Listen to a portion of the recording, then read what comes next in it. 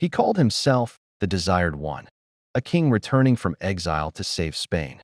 But Ferdinand VII didn't bring hope. He brought chains. He broke oaths, hunted his own people, and restored tyranny with a smile.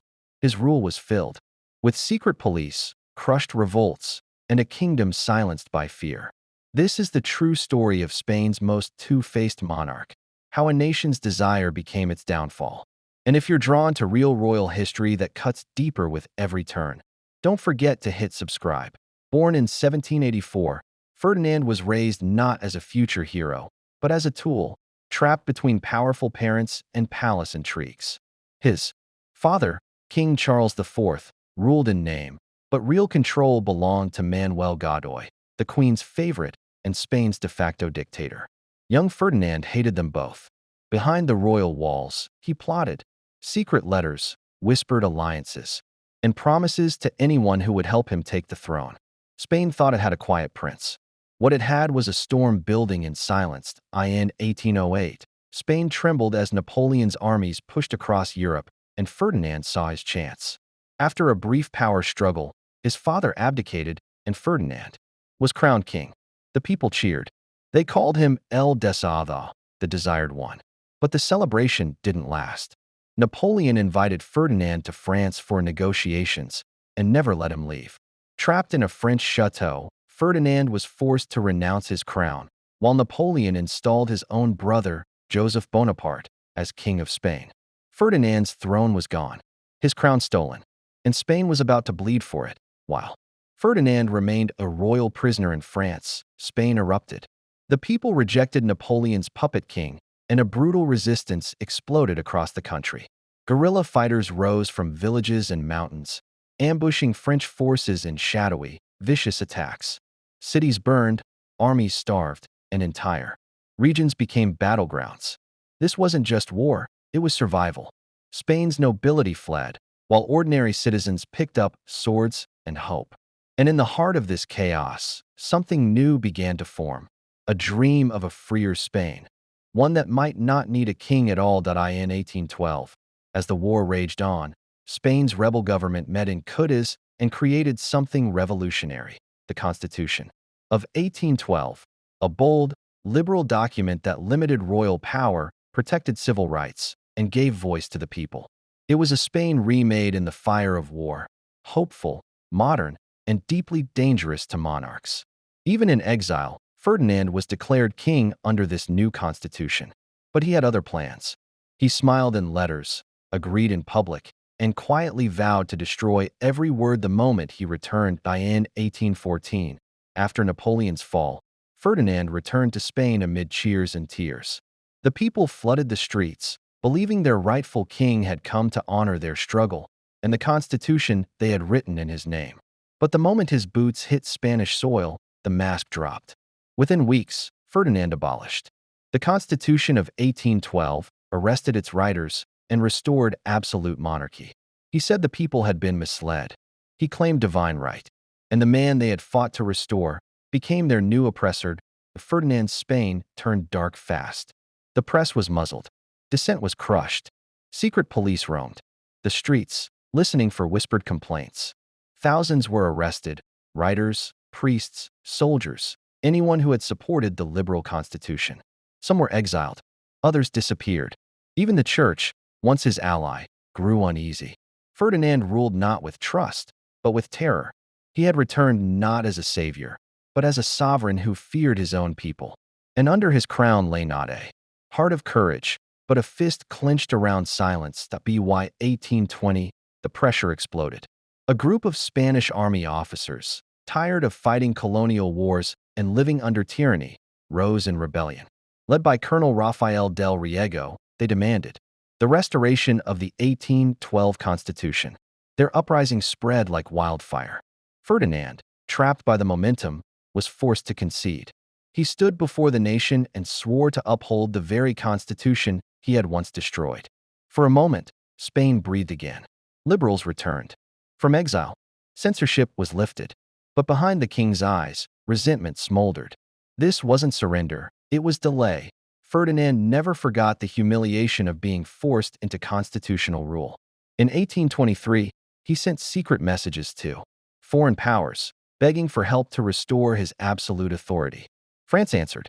With the support of Europe's conservative monarchies, 100,000 French troops, the Army of the Faith, marched into Spain. The liberals, divided and unprepared, couldn't hold them back. Cities fell. The constitution was abolished again. Ferdinand was restored to full power, this time backed by foreign bayonets. And once back on his throne, he began hunting down everyone who had dared demand freedom. Now fully in control, Ferdinand unleashed a brutal wave of retaliation. Prisons overflowed. Thousands were executed, including Colonel Riego, the very man who had once forced him to restore the Constitution. His death was public, slow, and meant to terrify. Liberal judges were removed, professors silenced, books burned. Spain fell into darkness once more, ruled by a king obsessed with control and terrified of reform. Ferdinand didn't just punish rebellion. He tried to erase the very memory of it.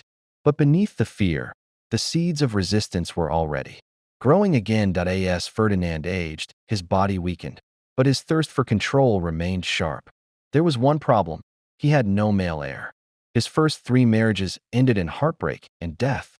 Finally, in 1830, his 4th wife gave birth to a daughter, Isabella. But Spain's old succession law favored male heirs, meaning Ferdinand's brother, Don Carlos, stood next in line. To secure the crown for Isabella, Ferdinand issued the Pragmatic Sanction, overruling centuries of tradition to let his daughter inherit. In doing so, he didn't just defy history. He set fire to the future. Ferdinand's decision shattered his own dynasty. Don Carlos, his younger brother, refused to accept the Pragmatic Sanction. He saw it as treason, not just against tradition, but against the natural order of monarchy. Carlos gathered supporters, conservative nobles, rural clergy, and hardline royalists, all who believed that Spain was being poisoned by liberalism and change. Tensions rose as 2 camps emerged: the Carlists, who backed Carlos and the old ways, and the Isabellans, who supported Ferdinand's daughter and the modern crown. Spain was no longer just a kingdom. It was a ticking civil war. By 1833, Ferdinand VII was visibly fading. His health was deteriorating, riddled with gout, weakened by years of indulgence, and haunted by enemies both real and imagined. The palace was tense. Ministers fought behind closed doors, factions plotted in whispers, and outside, Spain braced for collapse.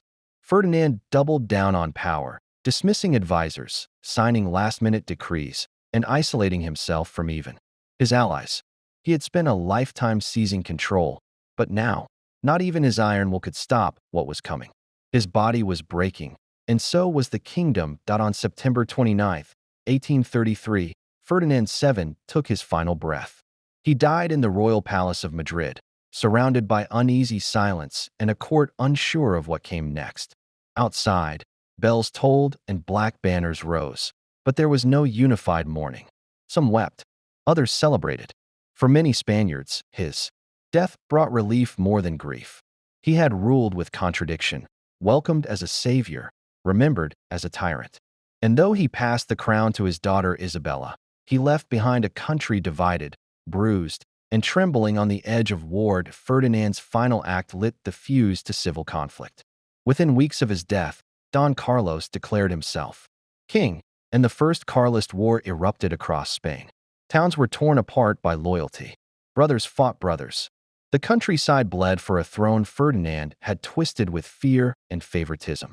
Isabella II, just 3 years old, was proclaimed queen, but her crown rested not on trust, but on the swords of her regents and generals. The war was not just for power, it was for the soul of Spain. And Ferdinand's ghost haunted every battlefield. Ferdinand VII left behind more than just conflict. He left a legacy of broken promises, abandoned ideals, and a nation stuck between past and progress. He ruled through fear, reversed freedom, and turned hope into oppression, twice. Some remember him as a victim of his times. Others see him as a master manipulator who betrayed his people for the sake of his throne. But one truth remains: Spain never fully recovered from his reign. His decisions didn't just shape a generation, they shattered the path forward. And long after his death, Spain kept bleeding from wounds he carved himself.